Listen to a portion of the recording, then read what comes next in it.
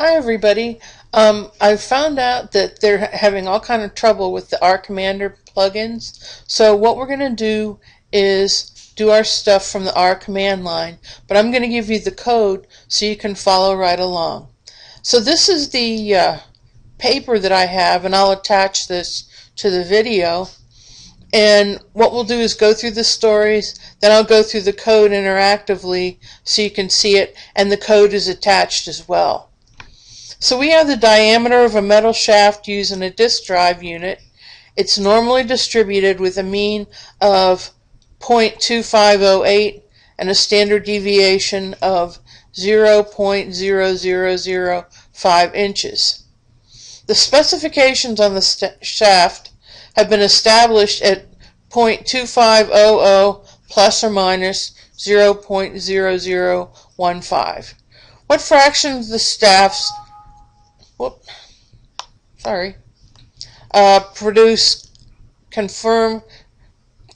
conform to the specifications.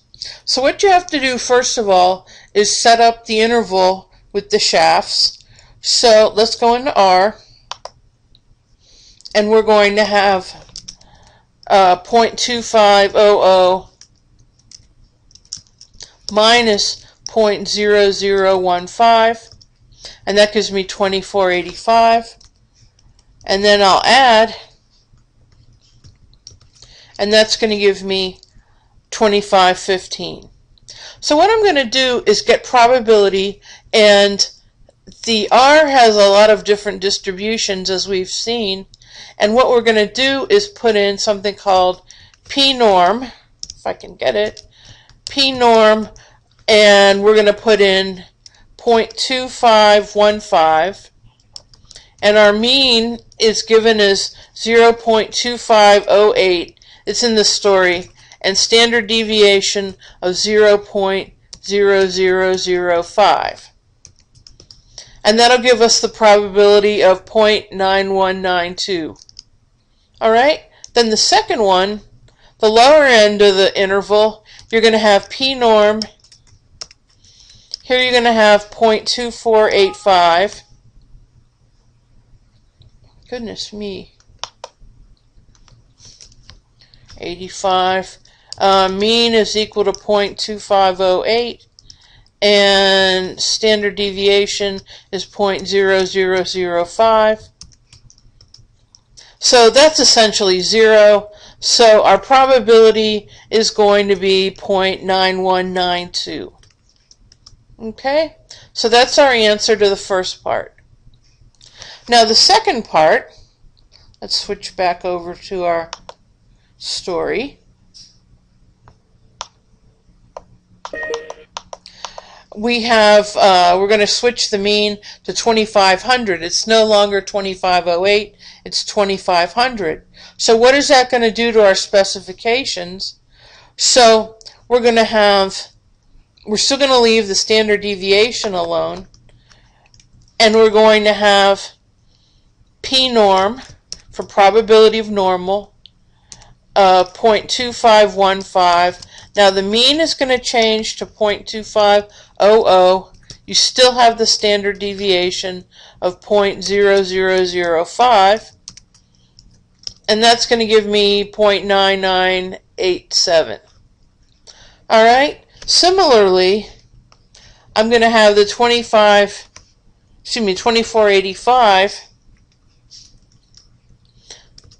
and that's going to give me 135.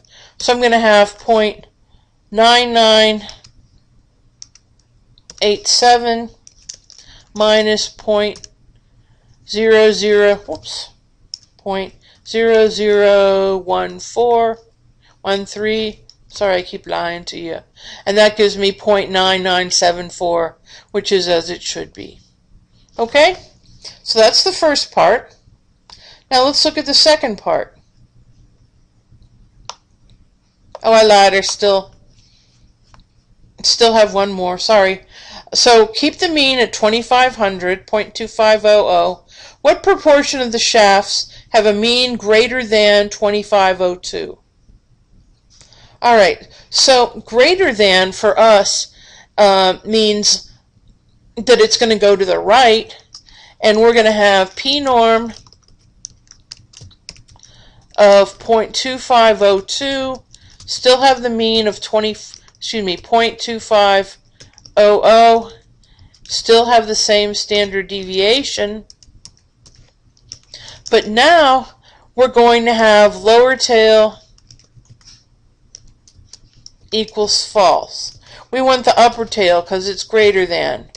Now the p-norm defaults to the lower tail equal true, but if we want the greater than, we need to reset it. And here we have 0.3446, which is our answer. Okay, now we're on to the second part. I'll stop lying to you. Oops. And in this one, we're going to look at quantiles, which are the horizontal values, rather than probability. But that's very easy in R. Instead of using p-norm, p for probability, we're going to use q-norm, q for quantiles. So we have a normal random variable. It has a mean of 10 and a standard deviation of 3. What is the quantile such that the probability of that value is more than 0.05? Okay, so I'm going to have q-norm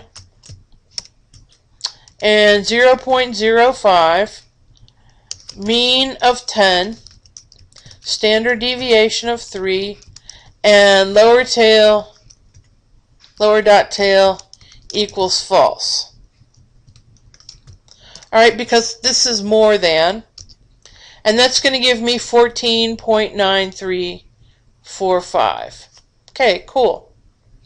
Alright, now what if I want a quantile such that the probability is at most 0.42? So at most implies less than or equal to. So I'm going to go back to using lower tail equal true, and that's going to be I have 0.42. My mean is equal to 10. Standard deviation is equal to 3. And I want lower tail equal to true, but it just defaults to that. So I have 9.394. Okay, hope this helps.